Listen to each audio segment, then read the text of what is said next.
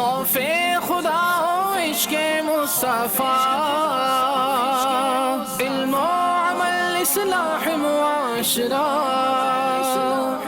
فقہ شریعت و طریقت کا ہے مجموعہ مدنی مذاکرہ، ہے مجموعہ مدنی مذاکرہ، مدنی مذاکرہ۔ الحمدللہ رب العالمین والصلاة والسلام علی سید المرسلین، اما بعد فاعوذ باللہ من الشیطان الرجیم، بسم اللہ الرحمن الرحیم، الصلاة والسلام علیک یا رسول اللہ وعلی آلک واصحابک یا حبیب اللہ، الصلاة والسلام علیک یا نبی اللہ وعلی آلک واصحابک یا نور اللہ۔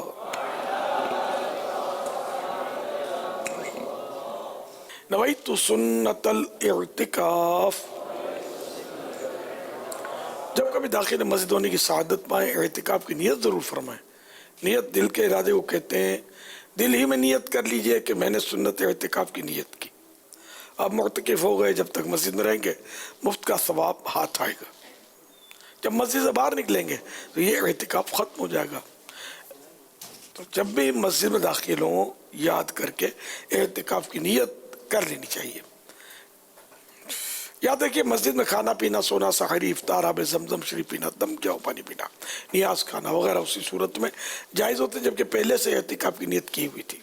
اب مسجد میں آ گئے، کھانا پانی سامنے آ گیا، اور کھانے پینے کے لیے اعتکاف کی نیت نہیں ہو سکے گی، البتہ ثواب کے لیے کر سکیں گے تو کر لیجئے، ثواب کی نیت سے اعتکاف کی نیت کر لیجئے، اور کچھ ذکر و درود کر لیجئے، چاہیں تو 12 مرتبہ درود پاک پڑھ لیجئے۔ اب کھانے پینے سونے میں حرج نہیں۔ صلو علی الحبیب صلی اللہ تعالی علی محمد۔ رسالہ ضیاء درود و سلام پیج نمبر 4، فرمان مصطفیٰ صلی اللہ تعالی علیہ وآلہ وسلم نمبر 10، جو مجھ پر ایک دن میں 1000 بار درود پاک پڑھے گا وہ اس وقت تک نہیں مرے گا جب تک جنت میں اپنا مقام نہ دیکھ لے۔ صلو علی الحبیب صلی اللہ تعالی علی محمد۔ کرامات غوث اعظم ابو سعد عبداللہ بن احمد کا بیان ہے، ایک بار میری لڑکی فاطمہ گھر کی چھت سے یکایک غائب ہو گئی۔ میں نے پریشان ہو کر سرکار بغداد حضور سیدنا غوث پاک رحمت اللہ تعالی علیہ کی خدمت بابرکت میں حاضر ہو کر فریاد کی۔ ارشاد فرمایا، کرخ جا کر وہاں کے ویرانے میں رات کے وقت ایک ٹیلے پر اپنے ارد گرد حصار یعنی دائرہ بنا کر بیٹھ جاؤ، وہاں بسم اللہ کہہ لینا۔ رات کے اندھیرے میں تمہارے ارد گرد جنات کے لشکر گزریں گے، ان کی شکلیں عجیب و غریب ہوں گی، انہیں دیکھ کر ڈرنا مت۔ سحری کے وقت جنات کا بادشاہ تمہارے پاس حاضر ہوگا اور تم سے تمہاری حاجت پوچھے گا، اسے کہنا مجھے شیخ عبد القادر جیلانی نے بغداد سے بھیجا ہے، تم میری لڑکی کو تلاش کرو۔ چنانچہ کرخ کے ویرانے میں جا کر میں نے حضور غوث اعظم کے بتائے ہوئے طریقے پر عمل کیا۔ رات کے سناٹے میں خوفناک جنات میرے حصار کے باہر گزرتے رہے۔ جنات کی شکلیں اس قدر خوفناک تھی کہ مجھ سے دیکھی نہ جاتی تھی۔ سحری کے وقت جنات کا بادشاہ گھوڑے پر سوار آیا، اس نے مجھے سے میری حاجت پوچھی۔ میں نے بتایا کہ مجھے جناب غوث اعظم نے تمہارے پاس بھیجا ہے۔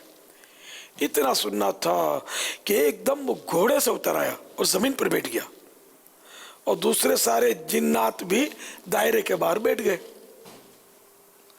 ابو سعد عبداللہ کہتے ہیں میں نے اپنی بیٹی فاطمہ کی گم شدگی کا واقعہ سنا ہے کہ اس طرح وہ چھت پر سے غائب ہوئی ہے. جنات کے بادشاہ نے تمام جنات میں اعلان کیا کہ لڑکی کون لے گیا ہے. تھوڑی دیر میں جنات نے ایک جن کو پکڑ کر بطور مجرم حاضر کر دیا. جنات کے بادشاہ نے اس سے پوچھا قطب وقت حضرت غوث اعظم کے شہر سے تم نے لڑکی اٹھائی؟ اور پھر بادشاہ نے اس جن کی گردن اڑانے کا حکم جاری کر دیا، نے اس کو سزائے موت سنا دی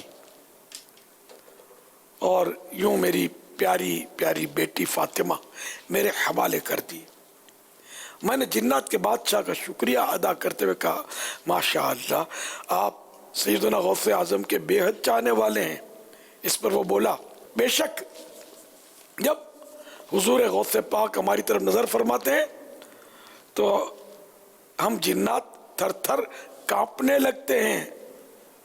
جب اللہ پاک کسی قطب وقت کا تعین کرتا ہے تو جن و انس یعنی جنات اور انسان اس کے تابع یعنی ماتحت کر دیے جاتے ہیں. تھر تھراتے ہیں سبھی جنات تیرے نام سے یا مرشد یا غوث. تھر تھراتے ہیں سبھی جنات تیرے نام سے ہے تیرا وہ دبدبا یا غوث اعظم دستگیر ہے تیرا وہ دبدبا یا غوث اعظم دستگیر. صلو علی الحبیب صلی اللہ تعالی علی محمد. اے عاشقان غوث اعظم، بعض اوقات آدمی کرامات اولیاء کے معاملے میں شیطان کے وسوسے میں آ کر کرامات کو عقل کے ترازو میں تولنے لگتا ہے اور یوں بھٹک جاتا ہے. یاد رکھیے کرامت کہتے ہی اس کو جو عادتاً محال ہو، یعنی ظاہری اسباب کے ذریعے اس کا ہونا ناممکن ہو، مگر اللہ پاک کی عطا سے اولیاء کرام رحمہم اللہ السلام سے ایسی باتیں بسا اوقات ہو جاتی ہیں. فرمان خلیفہ غوث اعظم شیخ علی بن ہیتی رحمت اللہ تعالی علیہ، میں نے 4 بزرگوں کو دیکھا جو اپنے مزارات میں ایسا تصرف یعنی اللہ پاک کی عنایت سے اختیارات استعمال کرتے ہیں جس طرح زندہ کرتا ہے. ان میں سے ایک حضرت محی الدین عبد القادر جیلانی بھی ہیں. شہنشاہ جنوں بشر غوث اعظم، شہنشاہ جنوں شہنشاہ جنوں بشر غوث اعظم، ہو ولیوں کے بھی تاجور غوث اعظم، تم ہو ولیوں کے بھی تاجور غوث اعظم. ملا سلسلہ قادری فضل رب سے ہمیں، ملا سلسلہ قادری فضل رب سے. میں ہوں کس قدر بختور غوث اعظم، میں ہوں کس قدر بختور غوث اعظم. بختور یعنی خوش نصیب. یعنی مجھے اللہ کی رحمت سے، اللہ کے فضل و کرم سے قادری سلسلہ نصیب ہوا کہ میں قادری ہوں، تو اے غوث العظم دستگیر، میں کس قدر خوش نصیب ہوں کہ آپ کے سلسلے میں مرید ہوں۔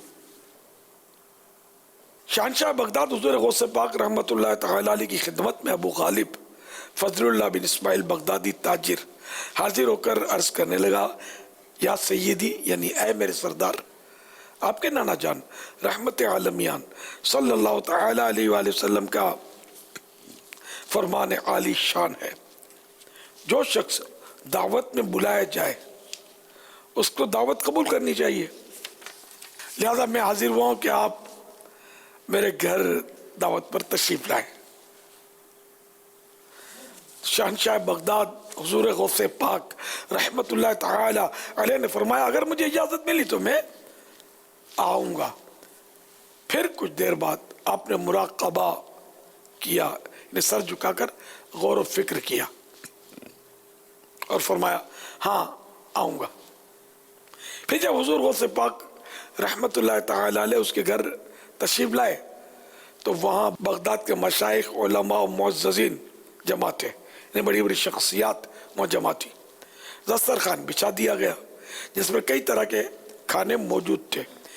پھر ایک بڑا صندوق یعنی باکس لایا گیا جو بند تھا، دو آدمی اسے اٹھائے ہوئے تھے، اسے دسترخوان کے ایک طرف رکھ دیا گیا۔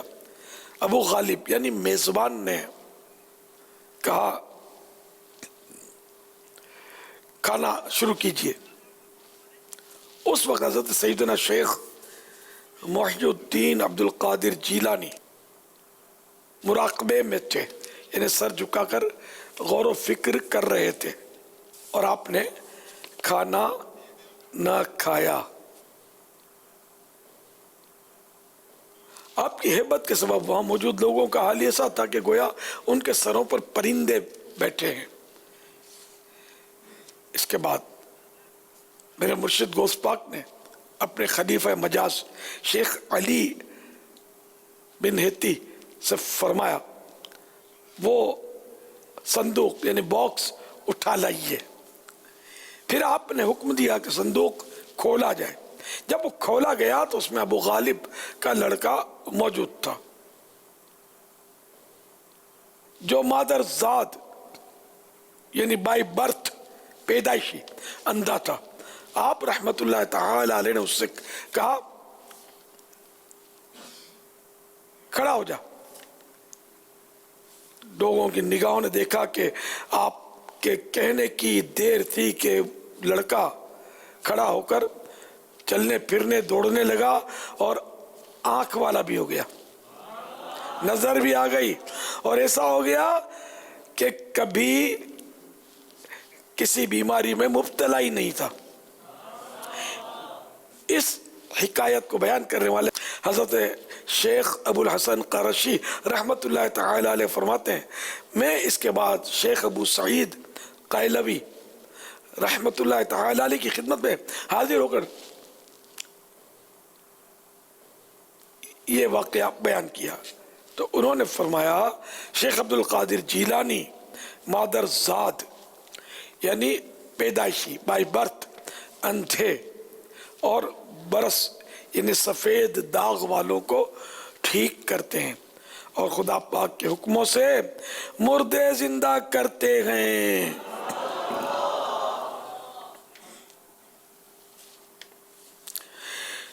تم نے مردوں کو جلایا ہے، ہمارے دل بھی کر دو زندہ کہ یہ مردار ہے غوث اعظم۔ منہ لگاتا نہیں دنیا میں جسے کوئی بھی بالیقین اس کے طرف دار ہے غوث اعظم صلو علی الحبیب صلی اللہ تعالی علی محمد۔ اے عاشقان غوث اعظم، بے شک زندگی اور موت پروردگار کے اختیار میں ہے، مگر اللہ رب العزت اپنے کسی بندے کو مردے زندہ کرنے کی طاقت عنایت فرما دے تو اس کے لیے یہ کوئی مشکل بات نہیں، اور اللہ پاک کی عطا سے کسی اور کو ہم مردہ زندہ کرنے والا تسلیم کریں تو اس سے ہمارے ایمان پر کوئی اثر نہیں پڑتا۔ اگر شیطان کی باتوں میں آ کر کسی نے اپنے ذہن میں یہ بٹھا لیا ہے کہ اللہ پاک نے کسی اور کو مردہ زندہ کرنے کی طاقت ہی نہیں دی تو اس کا یہ نظریہ یقیناً حکم قرآنی کے خلاف ہے۔ دیکھیے نا، قرآن کریم حضرت سیدنا عیسیٰ روح اللہ علی نبینا وعلیہ السلام کہ مریضوں کو شفا دینے اور مردے زندہ کرنے کی طاقت کا صاف صاف اعلان کر رہا ہے۔ چنانچہ پارہ 3 سورہ آل عمران کی آیت نمبر 49 یعنی 49 میں حضرت سیدنا عیسیٰ علیہ السلام کا یہ قول نقل کیا گیا ہے، وَأُبْرِئُ الْأَكْمَحَ وَالْأَبْرَصَ وَأُحْيِي الْمَوْتَى بِإِذْنِ اللَّهِ۔ ترجمہ کنز ایمان، اور میں شفا دیتا ہوں مادرزاد یعنی پیدائشی بائی برتھ اندھوں اور سفید داغ والے یعنی کوڑی کو، اور میں مردے جلاتا ہوں یعنی مردے زندہ کرتا ہوں اللہ کے حکم سے۔ تو پیارے پیارے اسلامی بھائیوں، امید ہے کہ شیطان کا ڈالا ہوا وسوسہ جڑ سے کٹ گیا ہوگا، کیونکہ مسلمان کا رب کے قرآن اور اپنے خدا رحمان کے فرمان پر ایمان ہوتا ہے اور حکم قرآن کے خلاف کوئی دلیل تسلیم کرتا ہی نہیں۔ بہرحال رب ذوالجلال اپنے مقبول بندوں کو طرح طرح کے اختیارات سے نوازتا ہے اور اپنی عطا سے ان سے ایسی باتیں ہو جاتی ہیں جو عقل انسانی کی بلندیوں سے بھی بہت اونچی ہوتی ہیں۔ حضرت شیخ خضر موصلی رحمت اللہ تعالی علیہ فرماتے ہیں، میں حضور غوث اعظم کی خدمت میں تقریباً 13 سال رہا، اس دوران میں نے آپ کی بہت سی کرامتیں دیکھی، ان میں سے ایک یہ ہے کہ جس مریض کو طبیب یعنی ڈاکٹرز لا علاج قرار دے دیتے تھے وہ آپ کے پاس آ کر شفا پا جاتا، آپ رحمت اللہ تعالی علیہ اس کے لیے دعائے صحت فرماتے اور اس کے جسم پر اپنا مبارک ہاتھ پھیرتے تو اللہ کریم اسی وقت اس مریض کو شفا دے دیتا۔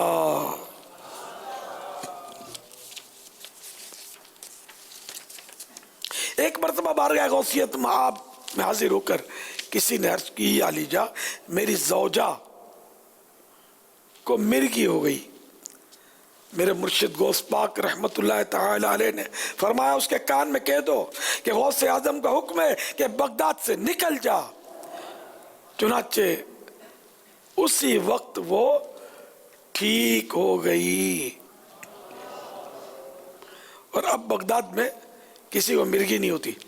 جب سے مرگی کو میرے مرشد غوث پاک نے بغایا نا، اس کے بعد یہ بغداد میں داخل نہیں ہوئی، یہ بزرگوں نے کتابوں میں لکھا ہے۔ حیثیت کے بیمار کا دم لبوں پر، حیثیت کے بیمار، حیثیت کے بیمار کا دم لبوں پر، خدا را لو جلدی خبر غوث اعظم، خدا را لو جلدی خبر غوث اعظم۔ ایک غمگین نوجوان نے آ کر میرے مرشد شہنشاہ بغداد حضور غوث پاک کی عالی بارگاہ میں فریاد کی، یا سیدی، اے میرے سردار، میرے اپنے والد مرحوم کو رات خواب میں دیکھا، وہ کہہ رہے تھے بیٹا میں عذاب قبر میں مبتلا ہوں، تو سیدنا شیخ عبد القادر جیلانی کی بارگاہ میں حاضر ہو کر میرے لیے دعا کی درخواست کر۔ یہ سن کر شہنشاہ بغداد حضور غوث پاک نے پوچھا کیا تمہارے والد میرے مدرسے سے کبھی گزرے؟ اس نے عرض کی جی ہاں۔ بس مرشدی غوث پاک خاموش ہو گئے، وہ نوجوان چلا گیا۔ دوسرے دن وہ خوش حاضر خدمت ہوا اور کہنے لگا یا مرشد، آج رات میرے والد مرحوم سبز حلہ یعنی گرین ڈریس پہنے خواب میں آئے، وہ بے حد خوش تھے، کہہ رہے تھے بیٹا سیدنا شیخ عبد القادر جیلانی کی برکت سے مجھ سے عذاب دور کر دیا گیا ہے، اور یہ سبز حلہ یعنی گرین ڈریس بھی ملا ہے۔ میرے پیارے بیٹے تو ان کی خدمت میں رہا کر۔ یہ سن کر مرشدی غوث اعظم نے فرمایا میرے پروردگار نے مجھ سے وعدہ فرمایا ہے کہ جو مسلمان تیرے مدرسے سے گزرے گا اس کے عذاب میں کمی کی جائے گی۔ سبحان اللہ۔ آج بھی مدرسہ موجود ہے، مدرسہ نظامیہ، یہ غوث پاک کے مزار شریف کے احاطے میں ہے۔ جو زائرین وہاں جاتے ہیں اگر وہ نہ گزرتے ہوں تو ان کو چاہیے کہ اس مدرسے کی زیارت کریں، معلومات کر کے، اور کوئی چکر اس میں کسی حساب سے بھی برکت کے لیے لگا لیں تو انشاءاللہ عز و جل بیڑا پار ہوگا انشاءاللہ میرے مرشد کی برکت سے۔ بس یہ عقیدت درست ہونی چاہیے، وسوسوں کے ساتھ نہیں، سچی عقیدت کے ساتھ انشاءاللہ مدینہ مدینہ، بغداد بغداد ہو جائے گا۔ بد سہی چور سہی مجرم و ناکارہ سہی یا غوث، بد سہی چور سہی مجرم و ناکارہ سہی، اے وہ کیسا ہی سہی ہے تو کریمہ تیرا، نظر میں گور میں میزاں پہ سر پل پہ کنگھی، نظر میں گور میں میزاں پہ سر پل پہ کنگھی، نہ چھٹے ہاتھ سے دامان معلا تیرا یا غوث، نہ چھٹے ہاتھ سے دامان معلا تیرا۔ میرے آقا اعلی حضرت غوث پاک کے بڑے دیوانے تھے، بڑے عاشق غوث اعظم۔ یہ انہی کا کلام پڑھ رہا ہوں میں۔ اب مقطع میں دیکھو کتنا غوث پاک سے عقیدت کا اظہار ہے کہ کمال کر دیا ہے، انتہا کر دی، نہ عاجزیوں کے سمجھو کہ ریکارڈ توڑ دیے۔ بارگاہ غوثیت مآب میں اپنے پیر و مرشد کی بارگاہ میں عرض کرتے ہیں مجھ کو رسوا بھی اگر کوئی کہے گا تو یوں ہی یا غوث، مجھ کو رسوا بھی اگر کوئی کہے گا تو یوں ہی کہ وہی نا وہ رضا بندائے اعلیٰ تیرا۔ یہاں اعلیٰ حضرت نے اپنے آپ کو رسوا لکھا ہے مگر میں نے اعلیٰ کر دیا ہے، اب اپنے لیے پڑھتا ہوں کہ وہی نا وہ گدا بندائے رسوا تیرا، صلو علی الحبیب صلی اللہ تعالی علی محمد. حضرت شیخ محقق علی الاطلاق شیخ عبدالحق محدث دہلوی علیہ رحمت اللہ القوی فرماتے ہیں بزرگان دین میں سے کوئی بھی کرامات کے لحاظ سے حضور غوث اعظم کے برابر کا نہیں. یعنی اولیاء کرام میں سے پیروں کے پیر دستگیر، روشن ضمیر، قطب ربانی، قندیل نورانی، شہباز لامکانی، حضرت سیدنا شیخ عبدالقادر جیلانی قدس سرہ نورانی مدینہ منورہ سے حاضری دے کر ننگے پاؤں بغداد شریف کی طرف آ رہے تھے کہ راستے میں ایک چور کھڑا کسی مسافر کا انتظار کر رہا تھا کہ اس کو لوٹ لے. آپ جب اس کے قریب پہنچے تو پوچھا تم کون ہو؟ اس نے جواب دیا دیہاتی ہوں، مگر میرے مرشد حضور غوث اعظم دستگیر رحمت اللہ تعالی علیہ نے کشف کے ذریعے اس کی برائی کو دیکھ لیا. اس چور کے دل میں خیال آیا کہ شاید یہ غوث پاک ہیں. آپ کو اس کے دل میں پیدا ہونے والے اس خیال کا بھی علم ہو گیا. آپ نے فرمایا میں عبد القادر ہوں. وہ چور یہ سنتے ہی فوراً آپ کے مبارک قدموں میں گر پڑا اور اس کی زبان پر یہ جاری ہو گیا یا سیدی عبد القادر شیئن للہ، یعنی اے میرے سردار عبد القادر اللہ کے لیے مجھے کچھ دیجئے. جاری ہو گیا، یعنی یہ زبان سے ان کے اس چور کے نکلا. تو میرے مرشد غوث پاک کو اس کی حالت زار پر رحم آ گیا اور اس کی اصلاح کے لیے بارگاہ خداوندی میں متوجہ ہوئے. تو غیب سے آواز آئی اے عبد القادر اس چور کو سیدھا راستہ دکھا دو اور ہدایت کی طرف رہنمائی فرماتے ہوئے اسے قطب بنا دو، ولی کے قسم ہے نہ، اس کو ولی بنا دو. چنانچہ آپ کی نگاہ فیض اثر سے وہ قطبیت کے درجے پر پہنچ گیا، یعنی عام ولی بھی نہیں بلکہ قطب کے مقام پر پہنچ گیا. سبحان اللہ. کرم سے کیا رہنما رہزنوں کو ادھر بھی نکاح کرم غوث اعظم، میرا نفس سرکش پھر رہزن ہے میرا. رہزن مانے لٹیرا. میرا نفس سرکش پھر رہزن ہے میرا، یہ دیتا ہے دم دم بدم غوث اعظم. یعنی ہر وقت یہ مجھے دم یعنی دھوکہ دیتا ہے. دم کے کئی معنی ہیں. یہ دیتا ہے دم بدم غوث اعظم.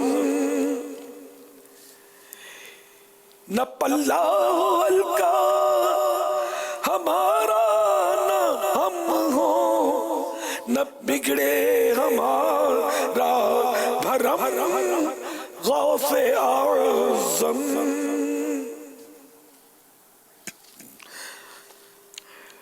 مزید حضور مفتی اعظم ہند اس کلام میں آخری میں فرماتے ہیں مقطع تمہارے کرم کا ہے نوری بھی پیاسا، تمہارے کرم کا ہے نوری بھی پیاسا، ملے یم سے اس کو بھی نم غوث اعظم. غالباً یم کے معنی ہے سمندر، نم مانے کچھ نمی تری، کہ آپ کے کرم کے دریا سے، آپ کی رحمتوں کے سمندر سے کوئی چھینٹ، کوئی چھینٹا، کوئی ہلکی پھلکی تری ہی ہم کو مل جائے، ہمارا بیڑا پار ہو جائے گا. ملے یم سے اس کو بھی نم غوث اعظم. صلو علی الحبیب صلی اللہ تعالی علی محمد 1441 ہجری کے ماہ فاخر، ماہ عبد القادر یعنی ربیع الآخر کی آج 7ویں رات ہے، 7th نائٹ۔ عالمی مدنی مرکز فیضان مدینہ میں عاشقان غوث الاعظم جمع ہے، مدنی مذاکرے کا سلسلہ ہے، اور یہ مدنی مذاکرہ خصوصی شرکت دربار میرا حسین زنجانی رحمت اللہ تعالی نے لاہور پنجاب میں یعنی خصوصی انتظام ہے سننے والوں کا جمع کیے گئے عاشقان غوث اعظم۔ یہ اسکرین پر نظر بھی آ رہے ہیں، جی آیا نو، خوش آمدید، ماشاءاللہ۔ سب غوث پاک کے اصالہ ثواب کے لیے اور سیدی شاہ میرا حسین زنجانی رحمت اللہ تعالی علیہ کے اصالہ ثواب کے لیے 13 دسمبر کو جو ایک ماہ کا مدنی قافلے آپ کے یہاں سے چل رہے ہیں نا، لاہور مرکز ہے، تو اس کو تو کام دکھانا ہے، خوب کام دکھانا ہے، اور سب کے سب اسلامی بھائی جن کو کوئی مجبوری نہ ہو یہ ضرور ذہن بنائیں کہ ہم کو انشاءاللہ 13 دسمبر کو ایک ماہ کے مدنی قافلے کا مسافر بن جانا ہے۔ عالمی مدنی مرکز فیضان مدینہ والی بھی نیت کریں، اور جہاں جہاں حاضرین ناظرین سن رہے ہیں سب نیت کریں۔ یہ 13 دسمبر سے ماہ مدنی قافلہ شروع ہو رہا ہے، جس میں انشاءاللہ میں امید کرتا ہوں بے شمار عاشقان غوث الاعظم ایک ماہ کے مدنی قافلے میں سفر کریں گے، بے شمار انشاءاللہ مدنی قافلے سفر کر رہے ہیں انشاءاللہ۔ آپ بھی اس کا حصہ بن کر اپنی آخرت کی بہتریاں اکٹھی فرمائیں۔ صلو علی الحبیب صلی اللہ تعالی علی محمد۔ عمران اشرف اتاری لیسٹر UK سے عرض کر رہا ہوں، امیر اہل سنت سے سوال ہے، جس طرح ہمیں اپنے والدین کا خیال رکھنا چاہیے، بہن بھائیوں کا خیال رکھنا چاہیے، کیا پڑوسیوں کا بھی خیال رکھنا چاہیے؟ کیا پڑوسیوں کے بھی حقوق ہوتے ہیں؟ جواب عنایت فرما دیجیے، اور بے حساب مغفرت کی دعا کی التجا ہے۔ جس طرح ماں باپ کے حقوق ہیں اس طرح بہن بھائیوں کے بھی اپنے حقوق ہیں، اولاد کے بھی حقوق ہیں، تو اولاد کی امی کے بھی حقوق ہیں، سب کے اپنے اپنے حقوق ہیں، تو اس طرح پڑوسیوں کے بھی حقوق ہیں۔ اب پڑوسیوں میں 3 کیٹیگریز ہوتی ہیں کہ پڑوسی بھی ہے اور رشتہ دار بھی ہے۔ تو اب یہ کہ پڑوسی کے حق کے ساتھ ساتھ وہ صلہ رحمی پھر مسلمان ہے تو حق اسلام یہ بھی ہے، اور عام پڑوسی ہے عام مسلمان تو حق اسلام اور حق پڑوس، اور اگر غیر مسلم ہے تو صرف حق پڑوس۔ صحیح بخاری و مسلم میں ابو ہریرہ رضی اللہ تعالی عنہ سے روایت ہے کہ رسول اللہ صلی اللہ تعالی علیہ وآلہ وسلم نے فرمایا، خدا کی قسم وہ مومن نہیں، خدا کی قسم وہ مومن نہیں، خدا کی قسم وہ مومن نہیں۔ عرض کی گئی کون یا رسول اللہ صلی اللہ تعالی علیہ وآلہ وسلم؟ فرمایا وہ شخص کہ اس کے پڑوسی اس کی آفتوں سے محفوظ نہ ہوں، یعنی جو اپنے پڑوسیوں کو تکلیفیں دیتا ہے۔ آج کل تو کچرے کی وہ تھیلی اٹھائی ڈسٹ بن سے اور پڑوسی کے دروازے کا کہ چپ سے رکھ کر بھاگ گئے، نکل گئے، کیسی تکلیف دے رہے ہیں۔ میرے آقا صلی اللہ تعالی علیہ وآلہ وسلم بقسم وہ 3 بار، یہ تاکید ہے، 3 بار قسم کہ مومن نہیں، کامل یعنی کمپلیٹ ایمان والا وہ نہیں ہے، مومن نہیں ہے کہ جو پڑوسیوں کو تکلیفیں دے، اس کے پڑوسی اس کی تکلیفوں سے محفوظ نہ ہو۔ کبھی پانی کی تکلیف دیتے ہیں، کبھی اوپر نیچے کی منزلیں ہوں تو ٹیبلیں گھسیٹیں گے اس کے سونے کے ٹائم پر، بچے زور زور سے کھیلیں گے تو ان کو نہیں روکیں گے، چیزیں پھینکیں گے، بیچارہ دم سے اس کی آنکھ کھل جائے، فریاد کرے تو اس کی سنوائی نہ ہو۔ اس طرح کی اور بھی تکلیفیں، اس کا پانی بند کر دیں گے، بارش کا پانی اس کے گھر میں گرائیں گے، کچرا اس کے گھر میں جانے دیں گے، وہ جھٹکیں گے تو اس کی دھول اس کے گھر میں پہنچنے دیں گے، اور پتہ نہیں کیا کیا کر رہے ہوتے ہیں پڑوسیوں کے ساتھ۔ تو دیکھ لو آپ کہ یہ کتنی بڑی خرابی ہے اور کتنی بڑی بد نصیبی اس شخص کی کہ اپنے پڑوسی کو جو تکلیف دے رہا ہے۔ صحیح مسلم میں انس رضی اللہ تعالیٰ عنہ سے روایت ہے کہ رسول اللہ صلی اللہ تعالیٰ علیہ وآلہ وسلم نے فرمایا وہ جنت میں نہیں جائے گا۔ کون؟ وہ جنت میں نہیں جائے گا جس کا پڑوسی اس کی آفتوں سے امن میں نہیں، یعنی جو پڑوسیوں کو تکلیف دیتا ہے نا، پڑوسی اس سے امن میں نہیں ہے، تکلیفیں دینے والا ہے، تو سرکار فرما رہا ہے وہ جنت میں نہیں جائے گا۔ ایسی حدیثوں میں یہ ہوتا ہے کہ اگر اس کا خاتمہ ایمان پر ہوا نا تب وہ سزا پانے کے بعد بالآخر جنت میں جائے گا، اور اللہ چاہے تو بے حساب بخش دے تو یہ اس کی رحمت پر ہے۔ تاہم یہ کہ یہ وعید مطلب معمولی نہیں ہے۔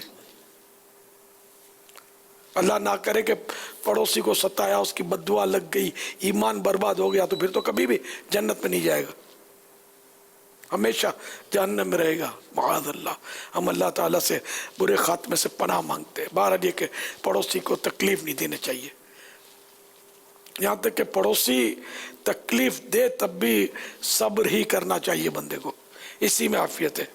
اور کئی روایتیں ہیں، ایک شخص کے گھر میں چوہے تھے، وہ تنگ کرتے تھے چوہے، کسی نے مشورہ دیا کہ آپ بلی پال لو، تو اس نے کہا اچھا بلی پال لوں، یہ میاں میاں کرے تو چوہے بھاگیں، میرے پڑوسی کے گھر میں داخل ہو جائے۔ نہ بابا، میں پڑوسیوں کو چوہے نہیں دے سکتا، میرے پاس بھلے پڑے رہے۔ اب ایسا بھی دور گزرا، ایسے بھی لوگ تھے، ہم تو مطلب اپنی بلا دوسروں پر ٹالنے کے لیے ہر وقت تیار رہتے ہیں، اگلا کل مرتا ہو تو آج مر جائے، ہماری جیب بھری رہے، ہم سکون میں رہیں، کوئی کتنی تکلیف میں رہے۔ تو یہ پڑوسی کا بہت حق ہے، یہاں تک کہ یہ جو اپنے آپ ساتھ بیٹھے ہوئے نا، یہ آپ بھی ایک دوسرے کے پڑوسی ہیں، ہم بھی اس وقت ایک دوسرے کے پڑوسی ہیں، اور ان کے بارے میں قیامت میں سوال ہونا ہے کہ پڑوس کا حق ادا کیا کہ نہیں۔ ہم گاڑی میں بس میں بیٹھے تو سیٹ پر جو ساتھ بیٹھا ہوا ہے وہ ہمارا پڑوسی ہے، اسی طرح آپ کے برابر میں جو قریب میں بیٹھے وہ پڑوسی ہیں آپ کے، خیال رکھنا ہے۔ یہ نہیں کہ آپ یوں پھیل کر بیٹھ جائیں اور اس کو تنگ جگہ میں ڈال دیا۔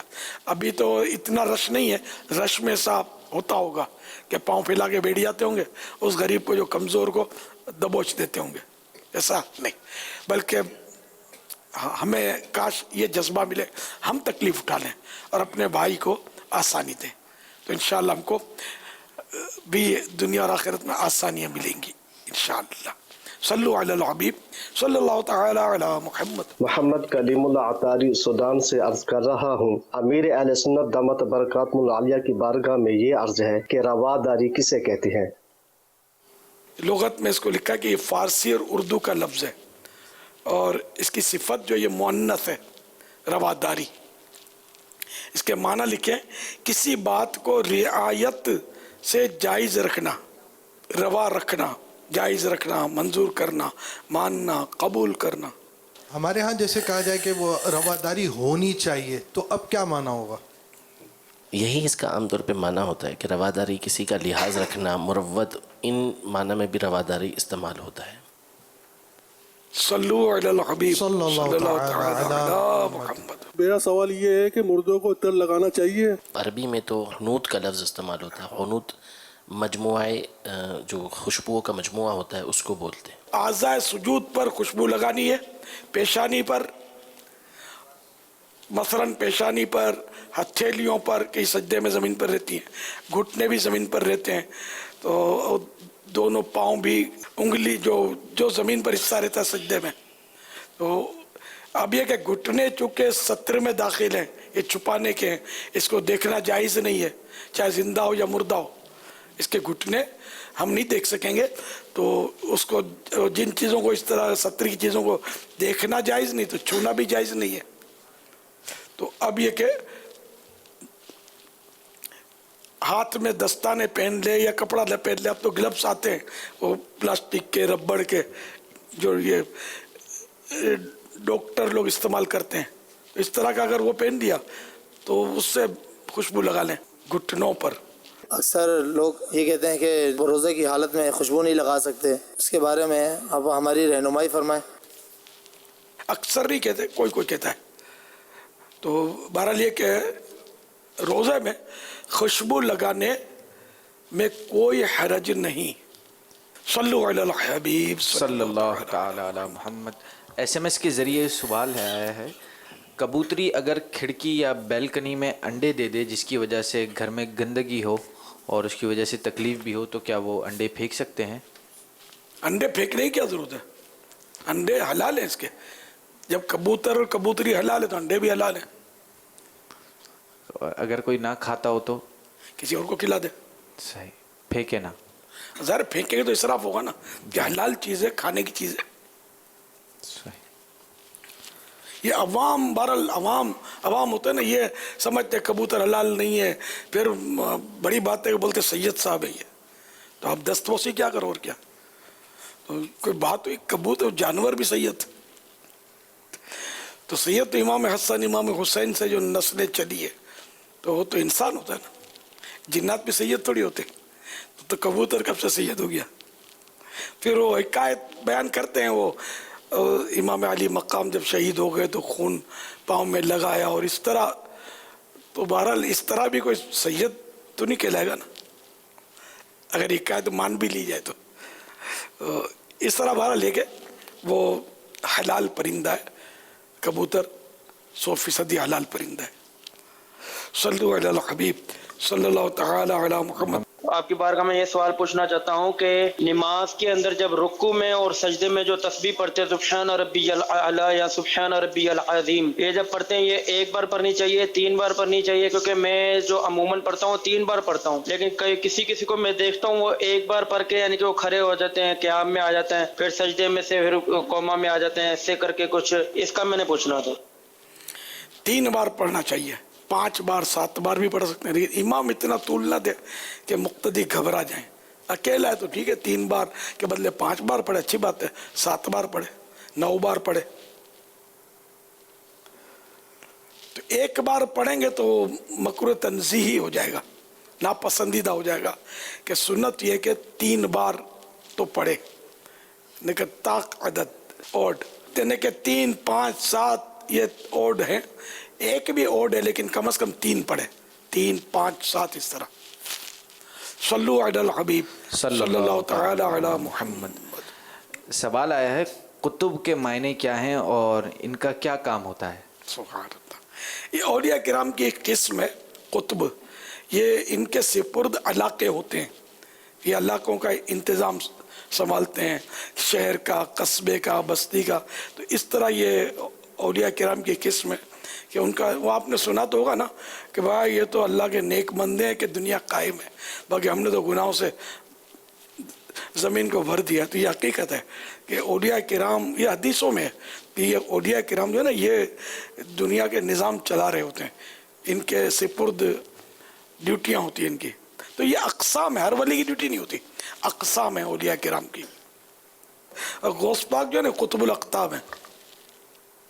سارے اقطاب جہاں کرتے ہیں کعبے کا طواف، سارے اقطاب جہاں، سارے اقطاب جہاں کرتے ہیں کعبے کا طواف. کعبہ کرتا ہے طواف در والا تیرا. صلو علی الحبیب صلی اللہ علی محمد. سوشل میڈیا پر ایک سوال آیا ہے کہ میڈیکل اسٹوڈنٹس جو ہوتے ہیں ان کو پریکٹیکل کے لیے بہت سارے لوگوں کا علاج کرنا پڑتا ہے بغیر کسی سیلری کے، تو کیا اس میں اچھی نیت کریں گے تو ثواب ملے گا؟ یعنی کہ پریکٹیکل کرنے کے لیے بغیر سیلری کے، جی وہ ٹیسٹ وغیرہ، ٹھیک ہے نا، تو ان کو کچھ پیسے بھی دے دینا چاہیے مریض کو دوا کے. یہ تو اپنے مطلب کے لیے کر رہے ہوتے ہیں نا. ظاہر مریضوں کی خدمت مقصود نہیں ہوتی، ڈگری مقصود ہوتی ہے کہ یہ آئے اتنی دیر ہے ہمارے ہاتھ میں. بہرحال یہ کہ اگر خوف خدا والا ہے اور اگر اچھی نیت کرتا ہے، اس کے ساتھ کوئی ایسی رعایتیں کرتا ہے جو دوسرے عام طور پر نہیں کرتے ہوتے، تو انشاءاللہ اچھی نیت کا ثواب تو ملے گا اگر وہ نیت کا کوئی موقع محل ہو. اور شرعی کوئی خرابی نہ ہو. شرعی خرابیاں بہت ہوتی ہیں ان کاموں میں. صلو علی الحبیب صلی اللہ تعالی علی محمد. یوٹیوب پر سوال آیا ہے کہ انفارمیٹیو پروگرامز دیکھنے سے بندہ عالم بن سکتا ہے؟ مطلب معلوماتی پروگرام، معلوماتی سلسلے دیکھنے سے؟ دیکھنے سے کوئی نہیں بنتا. کتاب گدھے پر لاد دو تو ماہر نفسیات نہیں بن جاتا. علم حاصل کرنے سے عالم بنتا ہے. علم آ جائے اس کو، خالی دیکھے گا اور سر سے گزر جائے گی، پلے نہیں پڑے گا، تو چاہے 1000 سال تک دیکھتا رہے، عالم تھوڑی بنے گا.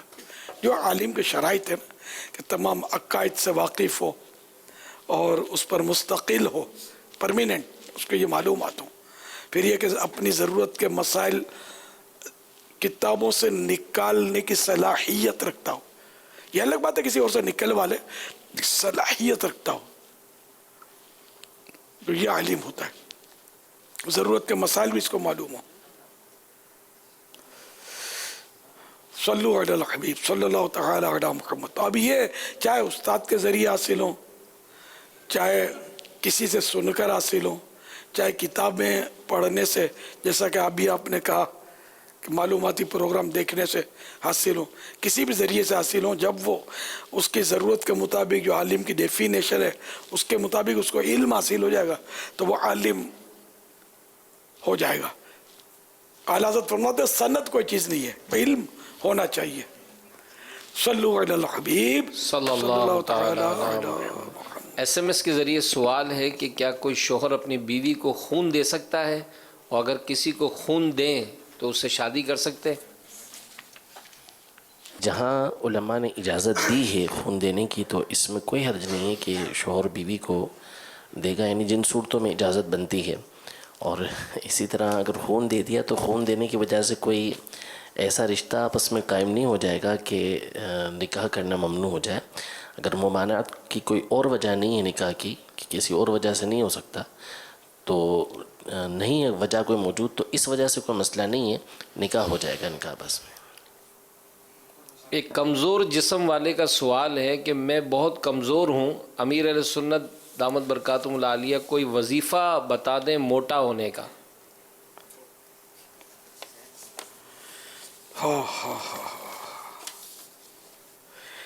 جمعے کو عصر کے بعد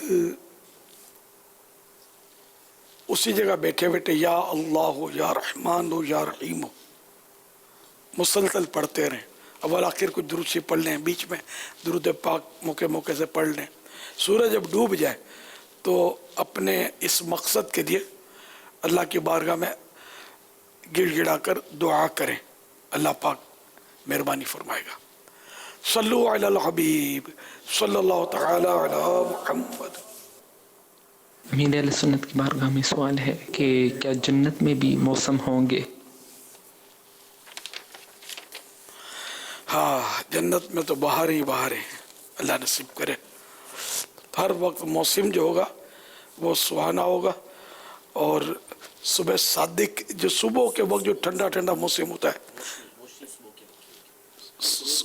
صبح کی طرح کی روشنی ہوگی، یعنی کہ کوئی نہ ٹھنڈک کی تکلیف ہوگی، نہ گرمی کی تکلیف ہوگی، نہ بارشوں کے بہاؤ ہوں گے، نہ سیلاب ہوں گے، نہ زلزلے ہوں گے، کوئی بیماری نہیں ہوگی، نہ بد ہضمی ہوگی، نہ بد مزگی ہوگی، نہ لڑائیاں ہوں گی، نہ حسد ہوگا، نہ غیبت، نہ ایک دوسرے کی جیلسی، کچھ بھی نہیں.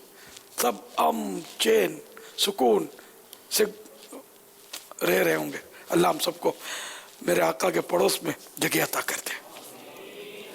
صلو علی الحبیب صلی اللہ تعالی علی محمد. محمد مدثر اتاری بہاولپور سے عرض کر رہا ہوں، پیارے امیر اہل سنت، سورہ کوثر کا شان نزول کیا ہے، اس کے متعلق ارشاد فرما دیجئے.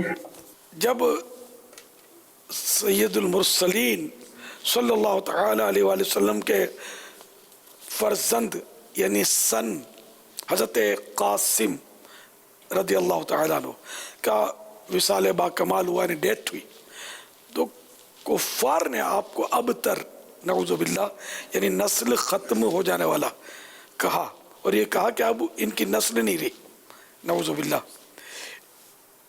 ان کے بعد اب ان کا ذکر بھی نہیں رہے گا، اور یہ سب چرچا ختم ہو جائے گا. اس پر یہ सूरह मुबारका नाजिल हुई और अल्लाह ताला ने उन कुफ्फार का बालिग रद्द फरमाया, ने मुकम्मल रद्द कर दिया। और इस आयत में इरशाद फरमाया कि ए हबीब, बेशक तुम्हारा दुश्मन ही हर भलाई से महरूम है, न कि आप, क्योंकि आपका सिलसिला क़यामत तक जारी रहेगा। आपकी औलाद में भी कसरत होगी और आपकी पैरवी करने वालों से दुनिया भर जाएगी। आपका जिक्र मिंबरों पर बुलंद होगा। क़यामत तक पैदा होने वाले आलिम और वाइज अल्लाह ताला के जिक्र के साथ आपका जिक्र करते रहेंगे। और आखिरत में आपके लिए वो कुछ है जिसका कोई वस्फ यानी खूबी बयान ही नहीं कर सकता। तो जिसकी ये शान है वो अबतर कहाँ हुआ, बेनामो निशान और हर भलाई से महरूम तो आपके दुश्मन हैं। रहेगा यूं ही उनका चर्चा, रहेगा यूं ही उनका चर्चा, रहेगा पड़े खाक हो जाए जल जाने वाले, पड़े खाक हो जाए जल जाने वाले। सल्लु अलल हबीब सल्लल्लाहु तआला अला मुहम्मद। सोशल मीडिया पर रज़ा भाई ने मैसेज किया है कि वालिदैन को कब्र में औलाद की ज़िंदगी के बारे में पता चल सकता है। हर जुम्मे को वालिदैन जो फौत शुदा है ना, इनके पास औलाद के अच्छे बुरे आमाल पेश होंगे, तो नेकियां देखेंगे तो इनका चेहरा जो है वो खुशी से खिल उठेगा, खुशी के आसार होंगे। और बुराइयां और गुनाह देखेंगे तो इनका चेहरा जो है वो कदूरत के आसार होंगे, मुरझाएगा इनका चेहरा। सल्लु अलल हबीब सल्लल्लाहु तआला अला मुहम्मद। प्यारे अमीर सुन्नत, आपकी बारगाह में मेरा ये सवाल है कि अगर कोई कहे कि गुलाम रसूल नाम रखना जायज़ नहीं, यानी कि हम रसूल के उम्मती हैं, तो क्या ऐसा कहना जायज़ है? जायज़ नहीं है। इसलिए गुलाम रसूल नाम रखने में यानी क्या तकलीफ है? आका और गुलाम का दौर तो बहुत पुराना चला है। वैसे भी देखा जाए तो पहले तो गुलाम बिकते थे। जी हाँ, इस्लाम में सरकार सल्लल्लाहु तआला अलैहि वसल्लम के दौर में बिकते थे, सरकार के बाद में भी बिकते थे, इसको मना नहीं फरमाया गया। तो ये शराइत थी कि नहीं जिस चीज़ को पकड़ के बेच डाला वो नहीं होता, उसकी शराइत है कि गुलाम कब होता है और किस तरह होता है। तो इस तरह मतलब ये कि अब गुलाम बेचो तो कोई कुरान करीम में जिक्र है गुलाम का, कनीज़ों का, बिल्कुल यानी कि जगह जगह कई जगह जिक्र मिलेगा गुलामों का। तो अब ये कि आम आदमी का तो गुलाम हो सकता है, मुस्तफ़ा का गुलाम नहीं हो सकता, बल्कि उनके जो गुलाम हो गए, उनके जो गुलाम हो गए, उनके जो गुलाम हो गए, उनके जो गुलाम हो गए, खल्क़ के इमाम हो गए, खल्क़ के इमाम हो गए। तुम्हारा गुलाम कहना बिल्कुल जायज़ है। अरबी ज़बान में ग़ुलाम के एक माना मौला होते हैं, यानी मौला का एक माना ग़ुलाम बनता है। तो हुज़ूर अलैहिस्सलाम के इस एतबार से हज़रत ज़ैद, हज़रत सौबान रज़ियल्लाहु तआला अन्हुमा और दीगर सहाबा किराम अलैहिम रिज़वान इनको कहते ही मौला रसूलुल्लाह सल्लल्लाहु अलैहि वसल्लम, यानी हुज़ूर अलैहिस्सलाम के आज़ाद करदा ग़ुलाम। हज़रत सफ़ीना का वाक़या, सुभान अल्लाह। हज़रत सफ़ीना रज़ियल्लाहु तआला अन्हा सहाबी रसूल है, ये बिछड़ गए थे तो जंगल में अकेले रह गए थे और तलाश कर रहे थे अपने साथियों को, तो एक शेर आ गया, शेर। लेकिन शेर का खतरा क्या, शेर खुद कांप उठा सामने, जब नबी का गुलाम حضرت سیدنا سفینہ رضی اللہ تعالیٰ عنہ نے شیر کو مخاطب کر کے کہا یا ابا الحارث، یہ شیر کی کنیت ہے، یا ابا الحارث انا مولا رسول اللہ، اے ابو الحارث، اے شیر جانتے ہوئے کون ہوں؟ میں رسول اللہ کا غلام ہوں۔ تو شیر دم ہلاتا ہوا چلا، اشارہ ہے کہ میرے پیچھے چلے آؤ، پھر آپ اس کے پیچھے پیچھے چلے، تو اپنے بچھڑے ہوئے جو بھی تھے صحابہ کرام علیہ رضوان وغیرہ ان سے جا کے ملا دیا ان کو شیر نے۔ تو شیر کا خطرہ کیا، شیر خود کانپ اٹھا سامنے، جب نبی کا غلام آ گیا سامنے، جب نبی کا غلام آ گیا۔ صلو علی الحبیب صلی اللہ تعالی علی محمد۔ ایس ایم ایس کے ذریعے ایک سوال آیا ہے، شوہر یا اس کے گھر والوں کی باتیں اپنے گھر والوں سے کر سکتے ہیں یا نہیں؟ کیا یہ گناہ کہلائے گا؟ یعنی کون سی باتیں ہیں نا، اچھی باتیں کرنا تو حرج ہی نہیں ہے نا، اس میں تو پھر اچھی باتیں واقعی اچھی ہیں، جھوٹ نہیں ہے، تو اس میں کیا حرج ہے؟ یہاں مراد یہ ہے کہ اس کی برائیاں بیان کرنا، شاید یہ تو ذرا برائی تو کسی بھی بیان کرنا تو غیبت، جب یہ گناہ بری غیبت ہوگی تو گناہ تو ہوگا۔ تو اس طرح شوہر کی بھی باتیں بیوی کرتی ہوتی ہے کہ یوں تنگ کرتا ہے، ساس یوں تنگ کرتی ہے، پچھی میکے والے بعض اوقات وہ ورغلاتے ہیں، کان بھرتے ہیں، گھر ٹوٹتے ہیں، یہ ہوتا رہتا ہے۔ تو یہ کہ اس غیبت میں تو بہت زیادہ خرابیاں ہیں، گھر بھی اجڑ جاتے ہیں۔ تو نہ شوہر کی باتیں بیوی گھر میں کرے، نہ ساس کی باتیں اپنی کرے گھر میں جا کر۔ اس طرح ساس اپنے بیٹے کو بیوی کی کمزوریاں نہ بتائے کہ آج اس نے میرے سامنے جواب دے دیا، میرے کام کا بولا، سر درد کا بہانہ کر دیا، کہ واقعی بیچاری کا سر دکھ رہا تھا، آپ کو کیسے پتا چلا؟ تو اس طرح وہ گناہ بری گفتگو ہو جاتی ہے، پھر شوہر بگڑتا ہے، یا شوہر کو چڑھاتی ہوں گی کہ یہ بہت تنگ کرتی ہے، تو کچھ نہیں بولتا، تو اس کو کچھ نہیں بولتا، تو کبھی بیچارہ ایسا بولتا ہے کہ 1 2 3، تو یہ خرابیاں ہوتی ہیں۔ تو اس لیے وہ اگر یہ میاں بیوی آپس میں پیکٹ کر لینا کہ اگر خدا نہ خواستہ ہمارا کبھی کوئی مسئلہ ہو بھی جائے تو آپ نے بھی گھر میں نہیں بولنا اور میں نے بھی گھر میں میں بھی نہیں بولوں گی، یہ دونوں کے کوئی سے عہد و پیما ہو جائے نا تو میرا خیال ہے گھر چلتا نہیں رہے گا، اڑتا رہے گا مدینے کی طرف انشاءاللہ۔ اور باقی گھر والوں کو اپنے دکھڑے شیئر کرتے رہیں گے نا، پھر دکھ کا پہاڑ ایک دم بیچ میں آ جائے گا اور دونوں الگ الگ ہو جاؤ گے۔ اللہ کرے دل میں اتر جائے میری بات۔ صلو علی الحبیب صلی اللہ تعالی علی محمد۔ اگر کسی کی بیوی اپنے شوہر کو یہ کہے کہ میں پڑھی لکھی ہوں اور تم مجھ سے کم پڑھے لکھے ہو، تو کیا اس بنیاد پر شوہر کی تذلیل کر سکتی ہے اس طرح سے؟ بلکہ یہ کہنا بھی دل دکھائے گا اس کا۔ میرے پاس لائن میں لگ کر کبھی کوئی کو کہتے تھے اس کو اردو نہیں آتی، میں سمجھایا، میں نے نہیں کہا کرو، ذرا اس کو بیچارہ اچھا خاصا ایک معزز اسلامی بھائی ہوتا ہے، اردو نہیں آتی اس کو، رسالہ جیسے میں تو اس کو اردو نہیں آتی۔ تو پاکستان میں کسی کے بارے میں کہنا کہ اس کو اردو نہیں آتی، یہ تھوڑا تعجب میں ڈالنے والی بات ہے۔ وہ خود بول دے اپنی جگہ پر ہے، ہم نہ بولیں، اس سے دل دکھ سکتا ہے۔ اس میں یہ ارشاد فرمایا اگر واقعی کوئی ایسی صورت ہو تو اس موقع پر ہم جیسے لوگوں کو کیا کرنا چاہیے، یعنی جس کے پاس اس طرح کی صورت ہو کیا احتیاطیں ہونی چاہیے؟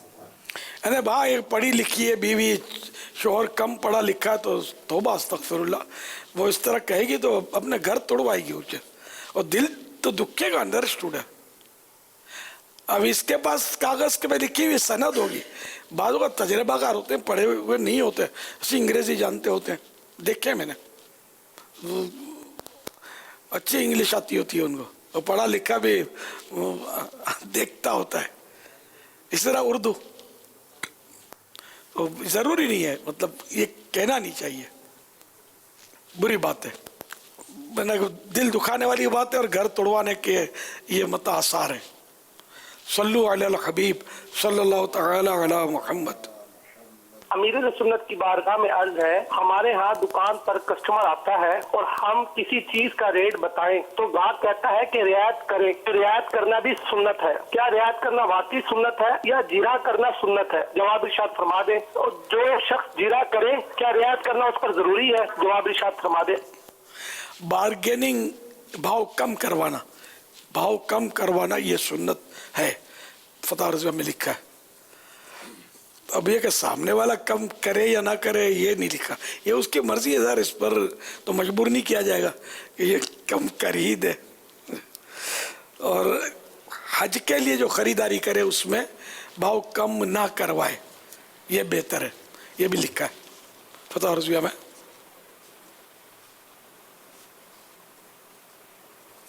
میرا آپ سے یہ سوال ہے کہ غوث اعظم کا سب سے پسندیدہ کھانا کون سا تھا؟ فاقہ۔ یہ فاقہ یہ کس دکان پہ ملتا ہے یہ بھی ہو سکتا ہے کسی کو ذہن میں آئے۔ یعنی میرے مرشد غوث پاک نے تو 80 دن تک فاقے کیے۔ فاقہ مانے کھانا نہ کھانا یا کھانا نہ ملنا، کھانے کو نہ ملنا، فاقہ۔ جیسے آج آپ نے سمجھو ڈنر نہیں کیا، رات کا کھانا نہیں ملا آپ کو، تو یہ رات کا آپ کا فاقہ ہو گیا، یوں کہیں گے۔ باقی غوث پاک تو اس وقت تک کھاتے نہیں تھے جب تک ان کا رب ان سے فرماتا نہ تھا۔ خود فرماتے کہ میرا رب مجھ سے فرماتا ہے کہ عبد القادر کھا لے، قسمیں دے کر فرماتا تھا۔ اعلیٰ حضرت نے شعر میں اس کا بیان کیا نا، قسمیں دے دے کے کھلاتا ہے، پلاتا ہے تجھے،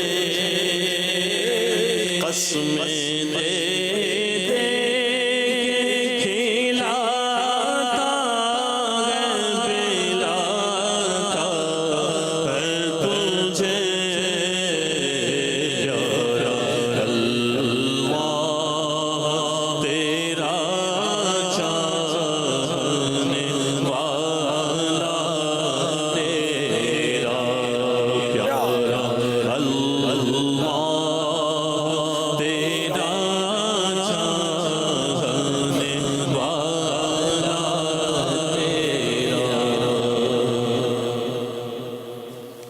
سبحان اللہ۔ ایس ایم ایس کے ذریعے کچھ سوالات بھی ہیں کہ اگر کسی پر 50,000 کا قرض ہو اور اس کی کمیٹی نکلے تو وہ قرض ادا کرے یا قربانی کرے، اس کے متعلق کیا حکم ہے؟ قربانی یعنی قرضہ ادا کرنے کے بعد اگر وہ صاحب استطاعت نہیں رہتا، یعنی کہ قربانی واجب ہونے کی حد تک اس کے پاس چیزیں، مال، پیسے نہیں رہتے، تو اب یہ کہ اس پر قربانی واجب تو نہیں ہوگی چاہے قرضہ دے یا نہ دے۔ البتہ یہ کہ اس کو قرضہ تو ادا کرنا چاہیے، جلدی جلدی بوجھ اتار دینا چاہیے۔ ایک شعر ہے، نکالا تھا پہلے تو ڈوبے ہووں کو اور اب ڈوبتوں کو بچا غوث اعظم، تو اس شعر کا کیا مطلب ہے؟ شاید یہ اس حکایت کی طرف اشارہ ہے کہ جس میں ایک بڑھیا دریا کنارے پر انتظار کر رہی تھی، روز آتی تھی چلی جاتی تھی، غوث پاک وہاں سے گزرے اور پوچھا کیا مسئلہ ہے، تو بڑھیا نے کہا کہ میرے بیٹے کی بارات گئی تھی تو وہ یا بارات آنے والی تھی اور وہ ڈوب گئی دریا میں، تو میرے مرشد غوث پاک نے دعا کی اور وہ ڈوبی ہوئی کشتی جو تھی باراتیوں سمیت زندہ ہو کر، سارے باراتی زندہ ہو گئے، دولہا بھی زندہ ہو گیا اور وہ کشتی ابھر کر کنارے آ لگی۔ اس کرامت کی طرف اشارہ کرتے ہوئے مولانا حسن رضا خان رحمۃ اللہ علیہ غالباً یہ فرما رہے ہیں، نکالا تھا پہلے کہ ڈوبے ہوں کو،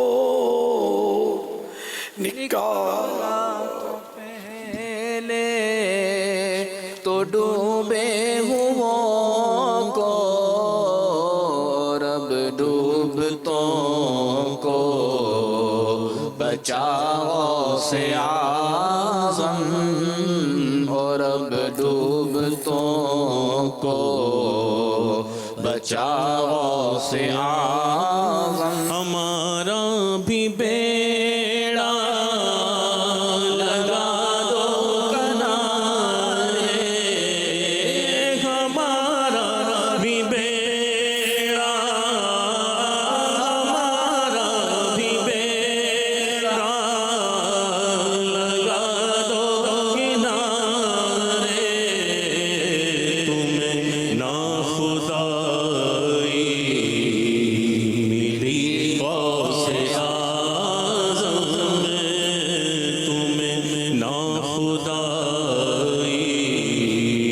ملی غوث اعظم بھنور میں پھنسا ہے ہمارا سفینہ بھور میں پھنسا ہے سفینہ ہمارا بچا غوث اعظم بچا غوث اعظم بچا غوث اعظم بچا غوث اعظم صلو علی الحبیب صلی اللہ تعالی علی محمد. امیر اہل سنت سے میرا سوال یہ ہے کہ حضور آب زمزم کا پانی یہ ہم پودوں کو لگا سکتے ہیں؟ رہنمائی فرما دیجیے، جزاک اللہ خیرہ. آب زمزم شریف جو ہے نا، اگر وہ مٹی پاک ہے اور اس میں ڈالا تو پاک مٹی ہو، برکت کی آب زمزم ڈالے پودوں کو، لیکن یہ کھاد پاک نہیں ہوتی. کھاد جو ہوتی ہے نا کالی کالی، یہ ناپاک ہوتی ہے. یہ گٹر باغیچہ ہمارے ہاں کہتے ہیں کراچی میں، سارے شہر کی غالباً گٹریں وہاں جمع ہوتی ہے. سارے شہر کی تو نہیں ہوتی ہوں گی لیکن جمع ہوتی ہیں، اور وہاں یہ گٹر کا جو پانی گند کچرا جو جمع ہوتا ہے نا، تو وہ مطلب وہ سڑتا ہے تو پھر اس کی گاڑیاں بھر بھر کے یہ کھاد کے طور پر بک رہی ہوتی ہیں. گھروں میں جو گملے ہوتے ہیں نا جس میں پودے وغیرہ رکھتے ہیں، تو یہ سب اس میں وہی کھاد ہوتی ہے ہمارے ہاں گٹر باغیچے کی، تو یہ ناپاک ہوتی ہے. اچھا، یہ کھاد پاک ہونے کی صورت یہ بنے گی کہ اتنی سڑے اتنی سڑے اتنی سڑے اتنی سڑے کہ اس کا نام کھاد نہ رہے، یعنی یہ گند نہ رہے، گند نہ ہو، یہ بالکل مٹی بن جائے. ایک ذرہ بھی جیسے اب نجاست کا نیرا یہ سب مٹی ہو گئی ہے تو پاک ہو جائے گی، لیکن یہ اس کو دیر لگتی ہوگی کافی.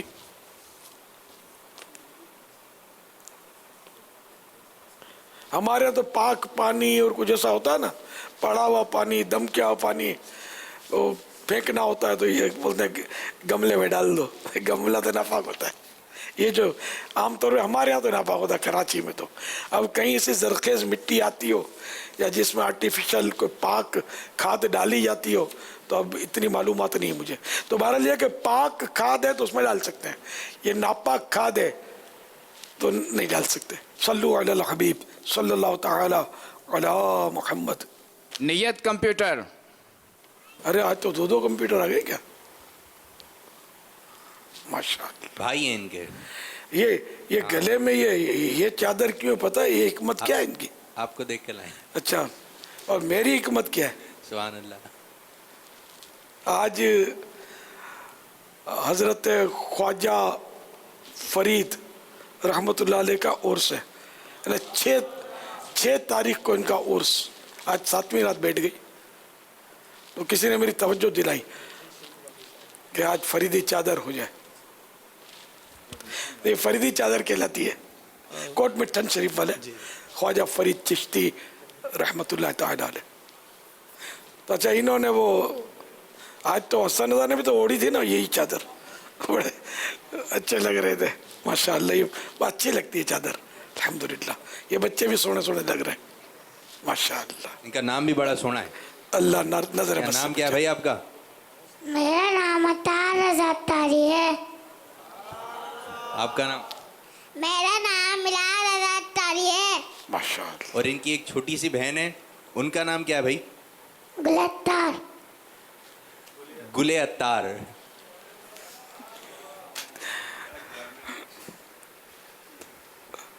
माशा अल्लाह।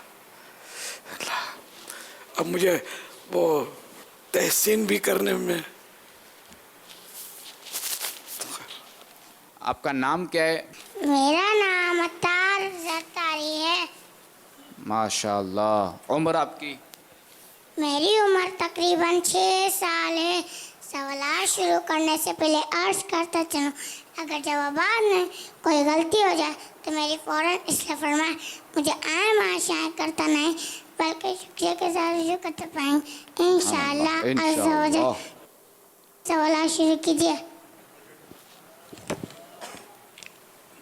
नियत कंप्यूटर, बुखारी शरीफ की सबसे पहली हदीस मुबारक सुनाए। तमाम अमाल का सवाब नियतों से हर आदमी के लिए वो ये जो उसने नियत की। नियत किसे कहते हैं? नियत दिल के इरादे को कहते हैं। दिल में नियत तो ज़बान से दोहरा लेना भी ज़्यादा अच्छा है। सुभान अल्लाह। नियत दिल के इरादे को कहते हैं। नियत की तारीफ़ क्या है कि नियत दिल के इरादे को कहते हैं और दिल में नियत होते हुए ज़बान से भी दोहरा लेना ज़्यादा अच्छा है। नियत की फजीलत पर 2 फरमान मुस्तफ़ा सुनाए। फरमाने मुस्तफ़ा सल्लल्लाहु अलैहि वसल्लम, मुसलमान की नियत उसके अमल से बेहतर है। अच्छी नियत बंदे को जन्नत में दाखिल करेगी। सुभान अल्लाह। हज़रत सैयदना इब्ने मुबारक रहमतुल्लाहि ताला अलैह का नियत से मुताल्लिक कोई कौल सुनाए। बहुत से छोटे अमाल को नियत बड़ा कर देती है और बहुत से बड़े अमाल को नियत छोटा कर देती है। सुबह सवेरे कौन सी नियत करनी चाहिए? आज का दिन आँख, कान, ज़बान और जिस्म के हर हिस्से को गुनाहों और फजूलियत से बचाते हुए नेकियों में गुजारूंगा। सुभान अल्लाह। पानी पीने की चंद नियतें बताएंगे आप? इबादत पर ताकत हासिल करने के लिए पीऊंगा। गिलास भरने और पीने के दौरान एक कतरा भी ज़ाया नहीं करूंगा। बैठकर बिस्मिल्लाहिर्रहमानिर्रहीम पढ़कर उजाले खुने कर सीधे हाथ से चूस चूस कर 3 सांसों में पीऊंगा। पीने के बाद अल्हम्दुलिल्लाह भी पढ़ूंगा। सुभान अल्लाह। दूध पीने की चंद नियतें? इबादत, तिलावत और इस्लामी मुताले पर क़ुव्वत हासिल करने के लिए बिस्मिल्लाहिर्रहमानिर्रहीम पढ़कर दूध पीऊंगा। पीने के बाद अल्हम्दुलिल्लाह भी पढ़ूंगा। सुभान अल्लाह। दूध पीने के बाद की दुआ सुना दें। अल्लाहुम्मा बारिक लना फीही वज़िदना मिन्हू। माशाअल्लाह। तर्जुमा भी सुनेंगे। ए अल्लाह, इसमें हमारे लिए बरकत दे और हमें इससे ज़्यादा इनायत फरमा।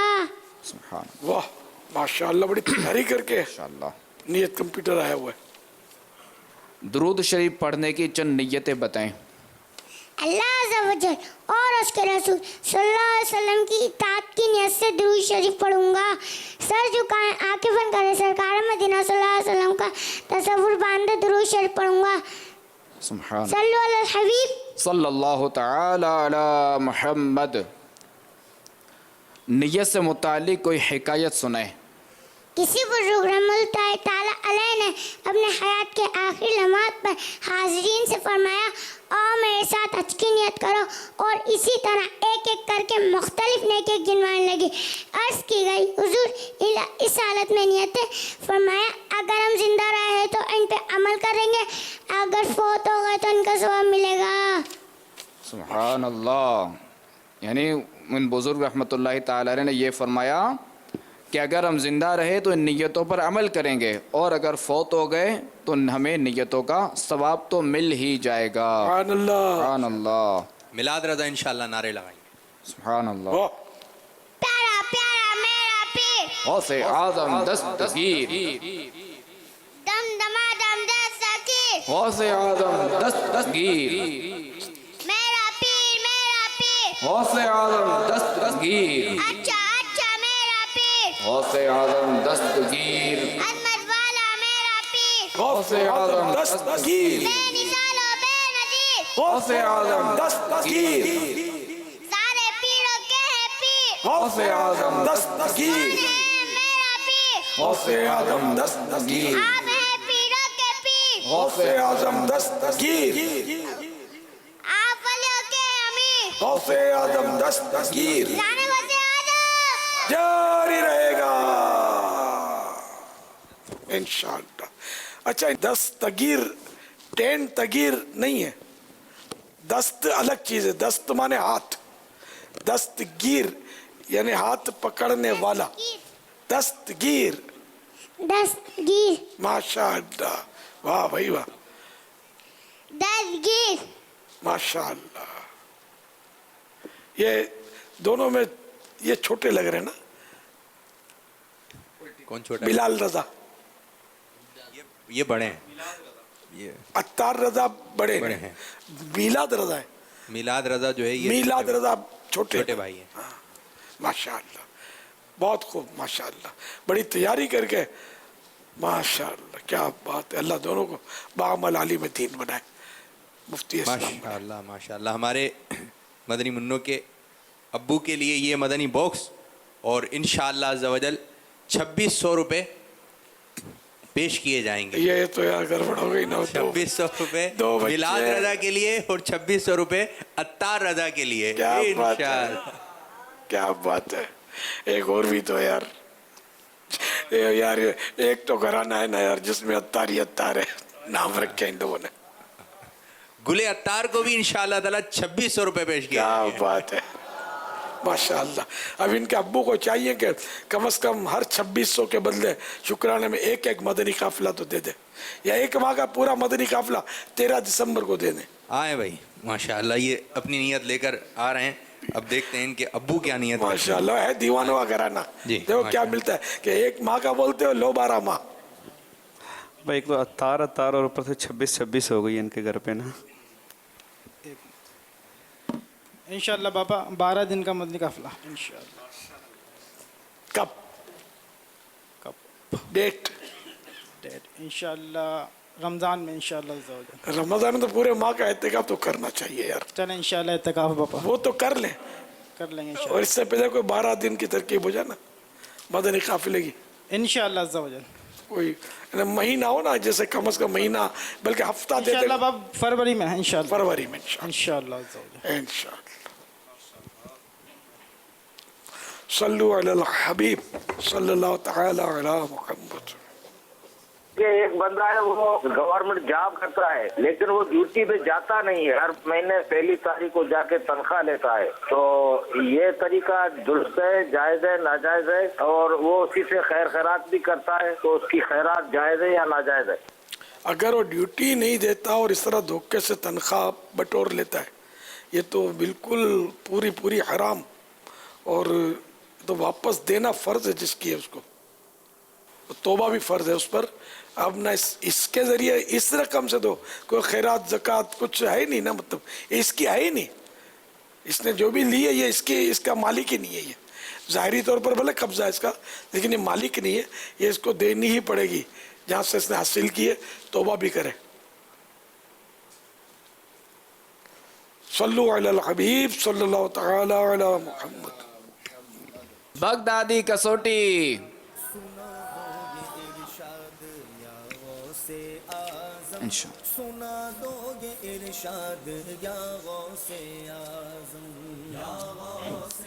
अस्सलामु अलैकुम वरहमतुल्लाहि वबरकातुहू। वालेकुम अस्सलाम वरहमतुल्लाहि वबरकातुहू। क्या वो इंसान है? जी नहीं। क्या वो मकाम है? जी नहीं। जानदार है? जी नहीं।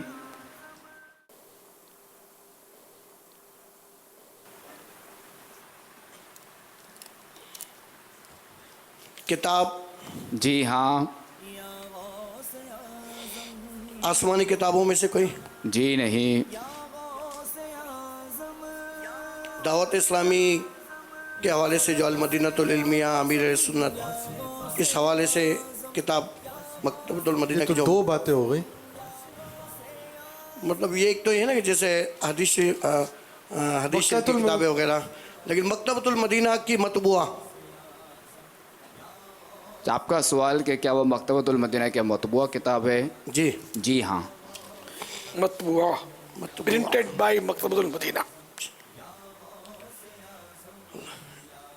अमीर अहले सुन्नत की लिखी हुई? जी नहीं।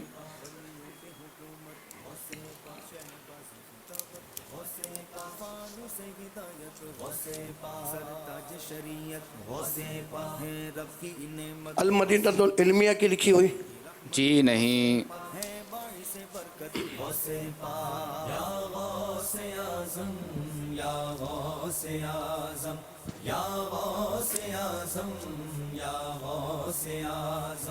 शहंशाह बगदाद या गौसे आज़म शहंशाह बगदाद। फ़िक़ही किताब फ़िक़ही मसाइल पर जो है वजह शरत फ़िक्र नहीं है उसकी, फ़िक़ही किताब नहीं है यूँ, वजह शरत फ़िक्र नहीं।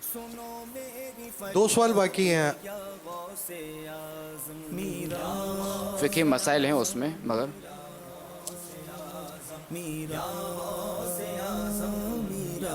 इमाम गज़ाली की लिखी हुई? जी नहीं। बगदाद या गौसे आज़म बुला लीजिए बगदाद या गौसे आज़म बुला लीजिए बगदाद या गौसे आज़म। आखिरी नाज शरीफ? नहीं, नातिया कलाम आप पूछें, जी, नातिया जी। दीवान वगैरह? जी। जी नहीं। सवालात खत्म हो गए।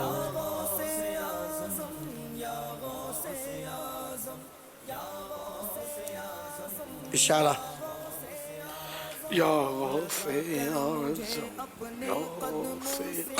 सुना मदनी इनाम आते हैं ना, इसमें उसका तस्करा आता है, योमिया 50 जो है।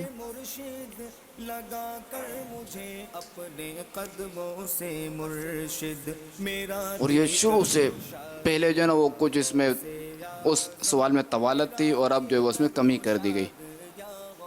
एक और इशारा दे दिया।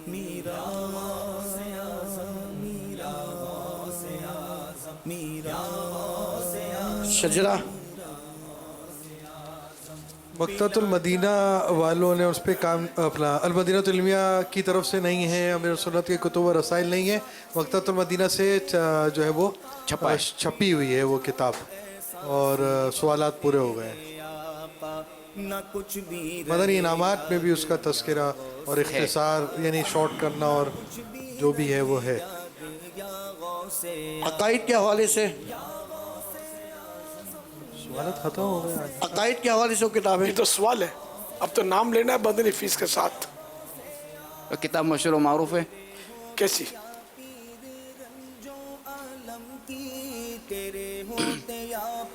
तमहीदुल ईमान? मशहूर और मारूफ है इतनी। किससे फरियाद या गौसे आज़म करूं किससे फरियाद। यानी वो किताब हमारे यहाँ बहुत मशहूर है।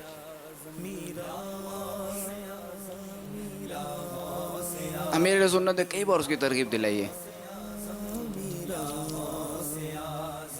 रहे शादो आबाद आलम में। कोई भी दावत इस्लामी वाला ऐसा नहीं होगा, ना होगी, जो इस किताब के नाम से ना वाकिफ हो। अब तो पहुंचो यार, दरवाजा खोल दिया।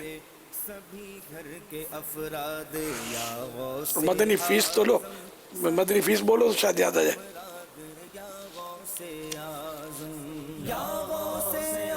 ये खाली योमिया जो है ना मदनी इनामात 50 वाले, इस पे अगर खाली गौर कर लें। मदनी नामा से को ताल्लुक है उसका इनके? यानी 50 मदनी इनामात में कोई ऐसी चीज जिसपे मदनी इनामा से ताल्लुक? यानी उस किताब का भी यूँ कैसे देख सवाल तो मदनी इनामा से तो ताल्लुक हुआ ना इसका। हाँ। हाजी जमजम रहमतुल्लाह ताला अलैह इस हवाले से मशहूर थे। फिर वही बात, सवाल। मदनी इनामात के रिसाला? 50 मदनी इनाम के अंदर उसका तस्करा ने अता फरमाया ना। आपने ये जो मुख्तसर और वो वाली बात की थी वो कुछ रिपीट अगर हो जाए। हाजी माद आप तो पहुंच गए होंगे, आप कुछ रिपीट फरमाइए मुख्तसर और जो आपने ये इतना यानी वो इतनी मशहूर है कि आपके पास तो होगी। हाँ, इनके घर पे बिल्कुल तशरीफ फरमाओ। तशरीफ फरमाओ। अब पहुंचे लगता है, एक पहुंचे। اصل میں آپ نے فرمایا امیر سنت کی بھی لکھی ہوئی نہیں ہے جی اعلیٰ حضرت کی بھی نہیں ہے. نہیں اعلیٰ حضرت کا آپ نے سوال نہیں کیا. اچھا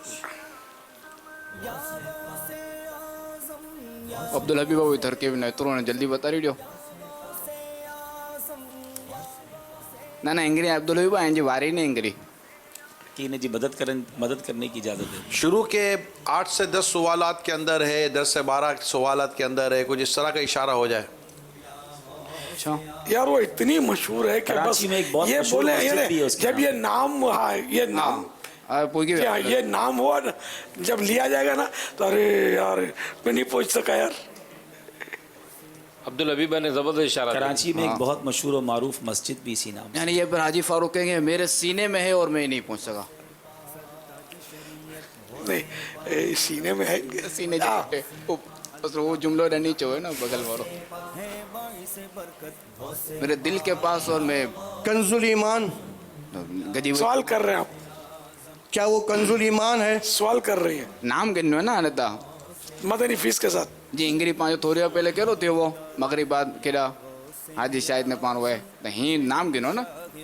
کیا وہ کنز الایمان ہے؟ کیا نہیں اچھے نا وہ کنز الایمان ہے.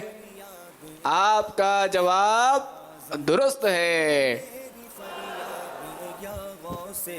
اصل میں اس میں میرا خیال ہے کہ شاید ان کو اشکال اس لیے ہوا کہ وہ آسمانی کتاب جب انہوں نے پوچھا تو منع کیا گیا, اور کنز الایمان الگ سے کوئی کتاب ہے نہیں, وہ قرآن پاک کے ترجمے کے ساتھ ہی ہے, تو وہ شاید اس طرف ذہن جا ہی نہیں پا رہا تھا. کنز الایمان آسمانی کتاب تو نہیں کہہ سکتے, لیکن ترجمہ قرآن ہے نا باپا. اب قرآن یہ الگ سے کنز الایمان تو کوئی کتاب ہی نہیں ہے نا. یعنی بار بار یہ کہا جاتا رہا کہ وہ ایک کتاب ہے, مگر یہ کتاب تو ہے. کنفیوز ہوا ہے نا, کسوٹی تو اسی کو بولتے ہیں نا کہ بندہ کسوٹی کنفیوز ہو جائے. مدنی قلم کی انوکھی حکایت.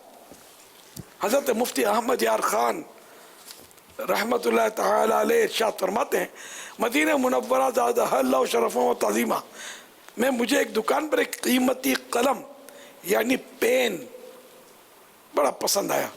دل میں خواہش پیدا ہوئی کہ کاش میرے پاس ہوتا, مگر مہنگا ہونے کی وجہ سے خرید نہ سکا اور چپ چاپ لوٹ آیا.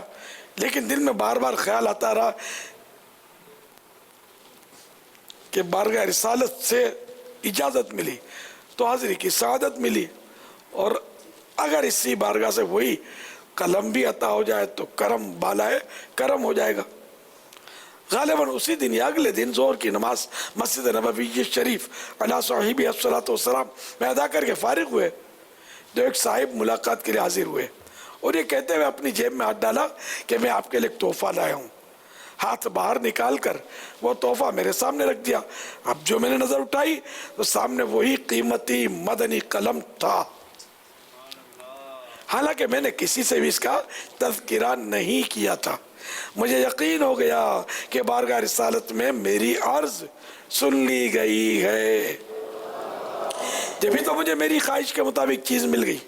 اس کے بعد فرمایا, مفتی صاحب نے فرمایا, اب میں نے اس قلم کو, اس مدنی قلم کو, مدنی میں کہہ رہا ہوں, اس مدنی قلم کو صرف تفسیر لکھنے کے لیے خاص کر لیا ہے. مانگیں گے مانگے جائیں گے, منہ مانگی پائیں گے. مانگیں گے مانگے جائیں گے, منہ مانگی پائیں گے.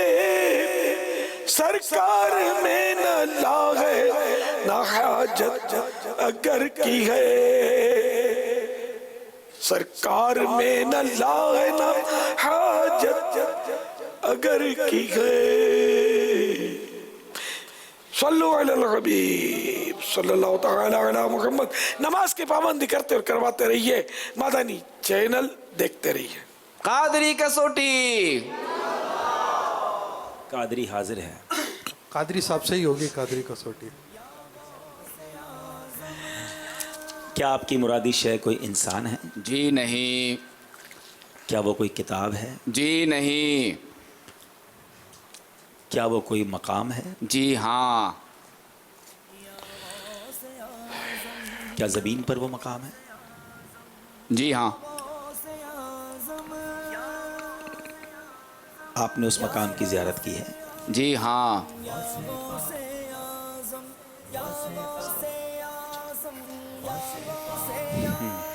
حرمین طیبین میں ہے؟ جی نہیں.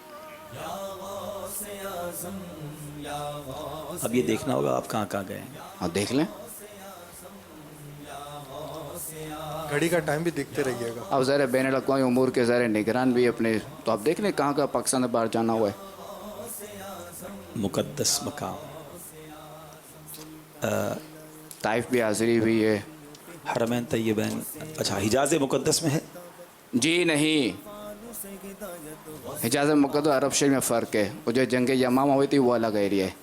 نہیں، عرب شریف میری مراد ہے. نہیں، آپ نے حجاز مقدس کا ہے.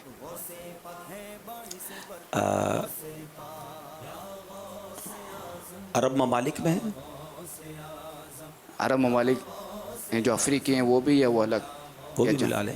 جی وہ بھی ملا لیں. وہی ملا لیں. اچھا جی نہیں. یعنی 7 سوال ہو گئے. بر صغیر میں ہے؟ جی ہاں. سنو میری فریاد یا غوث اعظم. 8 سوال ہو گئے. وہ کوئی مزار مقدس ہے؟ جی ہاں. بلا لیجے بغداد یا غوث اعظم، بلا لیجے بغداد یا غوث. پاکستان میں؟ جی ہاں. پاکستان پہنچ گئے. آخری سوال ہے. جہاں سے چلے تھے وہیں پہنچ گئے. جی 10 سوال ہو گئے اس میں. یا غوث اعظم، سنانی ہے روداد یا غوث اعظم. اب اتنے سارے مزار.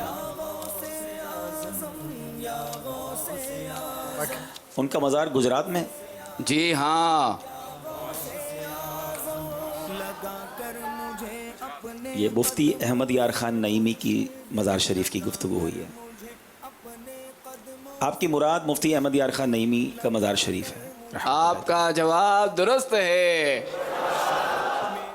میرا سوال یہ ہے کہ 8 سال کے بچے اپنی پاکٹ منی سے نیاز دے سکتے ہیں؟ نابالغ بچے پاکٹ منی سے اپنی ذاتی رقم سے نیاز نہیں کر سکتے.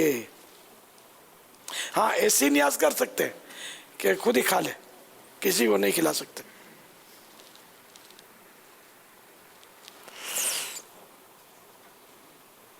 شعر کا مطلب بتا دیجئے. شیئنی للہ یا عبد القادر ساکین البغداد یا شیخ الجیلانی. جزاک اللہ. یا غوث اعظم یا شیخ عبد القادر جیلانی، اللہ کے لیے مجھے کچھ دیجئے. اے ساکن البغداد، اے بغداد شریف کے رہنے والے، اے جیلانی شیخ، جیلانی بزرگ، صلو علی الحبیب صلی اللہ تعالی علیہ. یوٹیوب پر سوال آیا ہے کہ ناول پڑھنا جائز ہے؟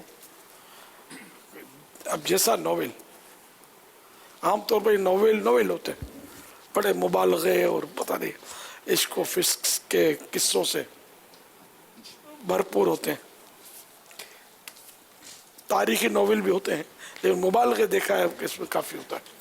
اگر کوئی شریعت کے مطابق ناول مل جاتا ہے، علماء اس کی تصدیق فرماتے ہیں، بھلے پڑھیں. صلو علی الحبیب صلی اللہ تعالی علی محمد. پانی کے ٹینکر میں اگر بلی گر جائے تو اس پانی کے ٹینک کا کیا حکم ہوگا؟ زندہ گر کے بھاگ گئی نکل کے تو ناپاک تو نہیں کہیں گے، کیوں کنفرم نہیں ہے نا کہ اس پر کوئی نجاست تھی. کیا غوث اعظم امام ابو حنیفہ کے دور سے پہلے کے ہیں؟ نہیں، غوث اعظم پہلے کے نہیں ہیں، غوث اعظم بعد میں ہوئے. ٹھیک ہے. سفیان بھائی کا سوال ہے، ماہ فاخر اور قطب ربانی سے کیا مراد ہے؟ ماہ فاخر یعنی ایسا مہینہ جس پر فخر کیا جائے، ناز کیا جائے، یعنی بہت اعلیٰ درجے کا مہینہ.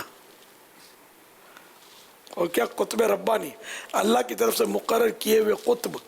تو جو بھی ولایت ہے، قطبیت ہے، غوثیت ہے، ابدالیت، یہ سب اللہ تعالیٰ کی طرف سے ہی عطا ہوتی ہے. تو غوث پاک نے کسی کو قطب بنایا، چور کو قطب بنا دیا. تو یہ بھی اصل میں تو اللہ کی طرف سے ہی ہے نا کہ اللہ تعالیٰ نے ان کو یہ طاقت دی تو انہوں نے بنا دیا. ربانی کا ایک معنی تربیت کرنے والا ہوتا ہے، جیسے عالم ربانی ہوتا ہے، تو اس کا ایک مطلب بھی کہ یربی، جو درجہ بدرجہ تربیت کرتا ہوا اوپر تک لے کے جائے. تو غوث پاک رضی اللہ عنہ اسی طرح کے تھے. صلو علی الحبیب صلی اللہ تعالی علی محمد. السلام علیکم ورحمۃ اللہ وبرکاتہ. وعلیکم السلام ورحمۃ اللہ وبرکاتہ. میرا نام محمد ابوذر ہے. میں مرکزی جامعۃ المدینہ لاہور میں درجہ دورہ حدیث میں پڑھتا ہوں. میرا امیر اہل سنت کی بارگاہ میں یہ سوال ہے کہ اگر کسی اسلامی بھائی کا پیر جو ہے وہ پردہ فرما جائے، دنیا سے جو ہے وہ تشریف لے جائیں، تو کیا ان کے پردہ فرمانے کے بعد جو ہے وہ ان کی بیعت جو ہے وہ ختم ہو جائے گی یا باقی رہے گی؟ بیعت باقی رہے گی، اور پیر کامل تھا تو اس کا فیض بھی باقی رہے گا. صلو علی الحبیب صلی اللہ تعالی علی محمد. السلام علیکم ورحمۃ اللہ وبرکاتہ. وعلیکم السلام ورحمۃ اللہ وبرکاتہ. حضور، میں ابو الاشفاق محمد اشرف اتاری گجرات سے آیا ہوں. تو آپ سے عرض ہے کہ صلاۃ و تسبیح میں اگر سجدہ سہو واجب ہو جائے تو ان سجدوں میں بھی تسبیحات پڑھنی ہوں گی یا نہیں؟ بہار شریعت پیج نمبر 684 پہلی جلد میں لکھا ہے کہ یہ صلاۃ و تسبیح ہے. اگر سجدہ سے واجب ہو اور سجدے کرے تو ان دونوں میں تسبیحات نہ پڑھی جائیں. السلام علیکم ورحمۃ اللہ وبرکاتہ. وعلیکم السلام ورحمۃ اللہ وبرکاتہ.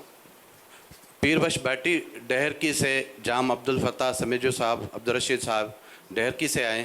حضور، ہمارے بھائی یہ جا رہے ہیں جام صاحب والے بغداد شریف کہ دربار سے، ہمارا سوال یہ ہے کہ دربار سے یہ کتنا دور کھڑے ہوں سائیں؟ ماشاءاللہ، عزم بغداد مبارک ہو. ادب یہ ہے کہ 4 ہاتھ دور رہے، نہ تقریباً 2 گز 2 میٹر تقریباً دور رہے مزار شریف سے. یہ ادب اعلیٰ حضرت رحمۃ اللہ تعالیٰ نے مزارت اولیاء کا لکھا ہے. سنہری جالیوں سے بھی 2 گز دور رہے. بارگاہ غوثیت مآب میں غوث پاک کے دربار میں ہمارا سلام عرض کرنا. ان کے شہزادوں کو بھی کربلا شریف میں بھی اظہار حاضری ہوتی ہے جو ان مسافرین بغداد کے ہوتے ہیں ان کی، تو وہاں بھی سلام عرض کیجیے گا. اللہ حاضری قبول فرمائے. آپ کا سلام ہم کیسے صحیح پیش کریں؟ عرض کریں کہ یا غوث اعظم، آپ کا غلام، آپ کے غلام نے آپ کو سلام عرض کیا ہے. سبحان اللہ. میرا بیٹا بھی کہہ رہا ہے کہ میرا بھی سلام. باپ بیٹوں نے سلام عرض کیا ہے، الیاس اور اس کے بیٹے نے. اور بارگاہ حسینی میں بھی جہاں جہاں حاضریاں ہوں، مولا مشکل کشا کے دربار میں بھی امید حاضری ہوگی، نجف اشرف، وہاں بھی ہمارا سلام عرض کیجیے گا. امام اعظم ابو حنیفہ بھی بغداد شریف میں، ان کو بھی سلام عرض کیجیے گا. بغداد کے مسافر میرا سلام کہنا، رو رو کے مرشدی سے میرا پیام کہنا. بغداد کے مسافر میرا سلام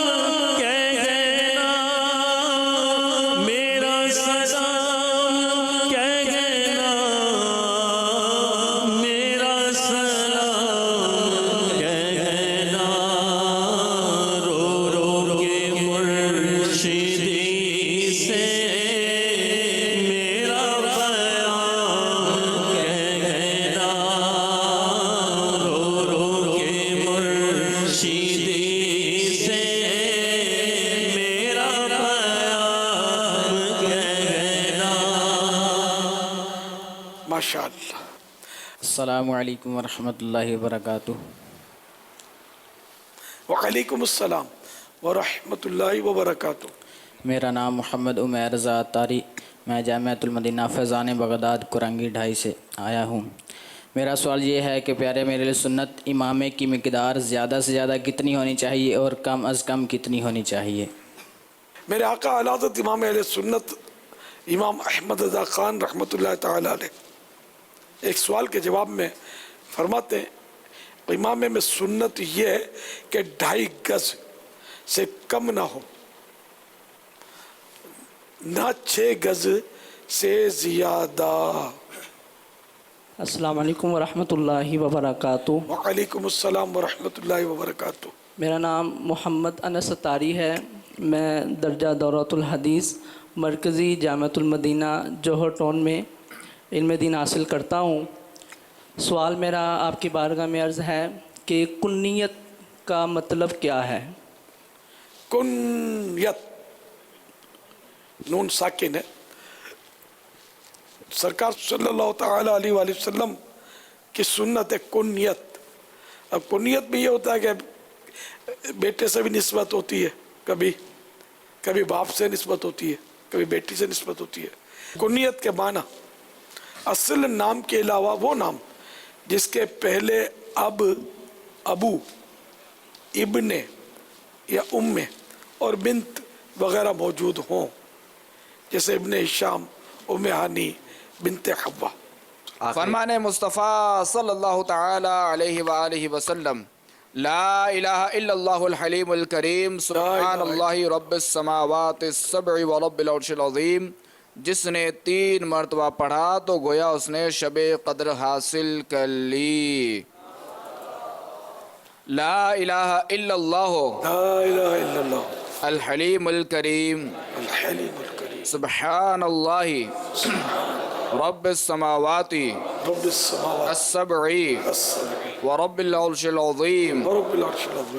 لا الہ الا اللہ الحلیم الکریم سبحان اللہ رب السماوات السبع ورب العرش العظیم. لا الہ الا اللہ الحلیم الکریم سبحان اللہ رب السماوات السبع ورب العرش العظیم. حضرت سیدنا عبداللہ بن عمرو بن عاص رضی اللہ تعالیٰ عنہ فرماتے ہیں جو یہ دعا کسی مجلس سے اٹھتے وقت دعا پڑھے تو اس کی خطائیں مٹا دی جاتی ہیں، اور جو مجلس خیر و مجلس ذکر میں پڑھے تو اس کے لیے خیر یعنی بھلائی پر مہر لگا دی جائے گی. سبحانک اللہم وبحمدک لا الہ الا انت استغفرک واتوب الیک. سبحانک اللہم وبحمدک لا الہ الا انت استغفرک واتوب الیک. سبحانک اللہم وبحمدک لا الہ الا انت استغفرک واتوب الیک. صلو علی الحبیب صلی اللہ تعالی علی محمد. خوف خدا و عشق مصطفیٰ، علم و عمل اصلاح معاشرہ، فقہ شریعت و طریقت کا ہے مجموعہ مدنی مذاکرہ، ہے مجموعہ مدنی مذاکرہ.